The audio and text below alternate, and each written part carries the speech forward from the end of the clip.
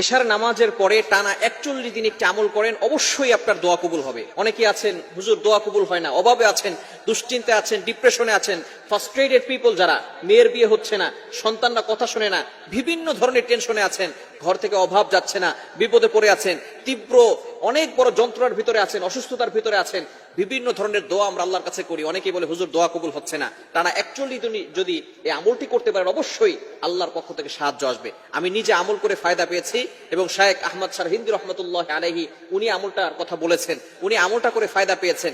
বিশেষ করে অনেকেই কঠিন বিপদের ভিতরে পড়ে থাকেন, এই আমলটি করে যদি আপনি দোয়া করতে পারেন টানা 41 দিন, এশারের নামাজের পরে আমলটি যদি করেন, বিশেষ করে ঘরের ভিতরে অনেক সময় অশান্তি আছে, স্বামী স্ত্রী একসাথে বসে আমলটি করবেন।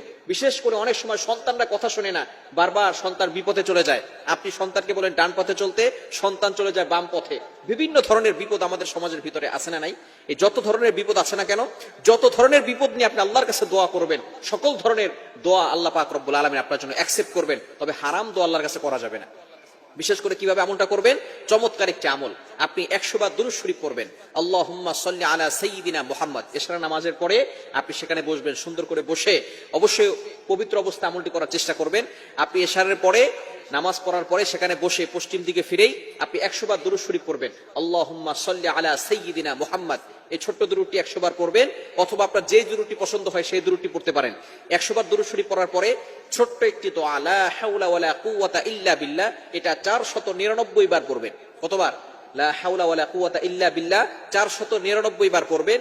এবং লা হাওলা ওয়ালা কুওয়াতা ইল্লা বিল্লাহিল আলিয়্যিল আযীম, এটা একবার পড়বেন। এরপরে আপনি আল্লাহর কাছে দোয়া করবেন।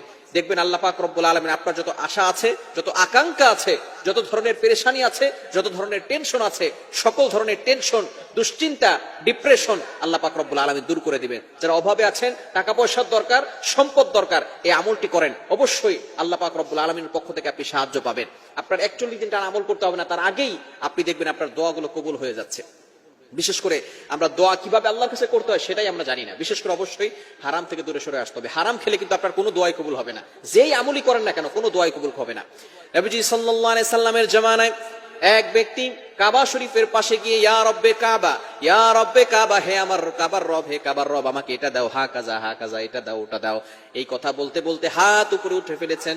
সাহাবায়ে কেরাম বলতেছেন, ইয়া রাসূলুল্লাহ, ইয়া হাবিবাল্লাহ, এই ব্যক্তির সকল দোয়া মনে আল্লাহ কবুল করে নিয়েছেন। নবীজি সাল্লাল্লাহু আলাইহি সাল্লাম বলেন, ও আমার সাহাবীরা শোনো, এই ব্যক্তি যে খাবার খায় সেই খাবারটা হচ্ছে হালাল খাবার নয়, হারাম খাবার। যে ব্যক্তি পোশাক পরে পোশাকটাও হচ্ছে হারাম পোশাক, এজন্য তার কোনো ডাক আল্লাহ শুনে না।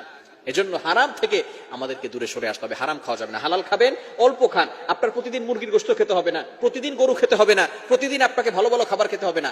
আলু ভর্তার ডাউল দিয়ে খান, তারপর আপনি হালাল খাওয়ার চেষ্টা করেন। হালাল খাবেন, দোয়া কবুল হবে, নামাজ কবুল হবে, ইবাদতে মজা পাবেন, রোজা রেখে মজা পাবেন, শান্তি পাবেন। সুতরাং হালাল খেয়ে আপনি আমলটি করবেন, টানা 41 দিন 5 ওয়াক্ত নামাজ পড়বেন। ইয়াকিন থাকতে হবে, আল্লাহর প্রতি বিশ্বাস থাকতে হবে। 5 ওয়াক্ত নামাজ পড়বেন, এশার নামাজের পরে 100 বার দুরূদ শরীফ পড়বেন এবং 499 বার লা হাওলা ওয়ালা কুওয়াতা ইল্লা বিল্লাহ পড়বেন এবং লা হাওলা ওয়ালা কুওয়াতা ইল্লা বিল্লাহিল আলিয়্যিল আযীম পুরোটা একবার পড়ে আপনি আল্লাহর কাছে দোয়া করলে অবশ্যই আল্লাহর পক্ষ থেকে সাহায্য আসবে এবং আপনার দোয়াগুলো আল্লাহ তাআলা কবুল করে নেবেন। সকল ধরনের বিপদ থেকে আল্লাহ তাআলা হেফাজত করবেন। আল্লাহ তাআলা আমাদের সকলকে এই আমলটি করার তৌফিক দান করেন।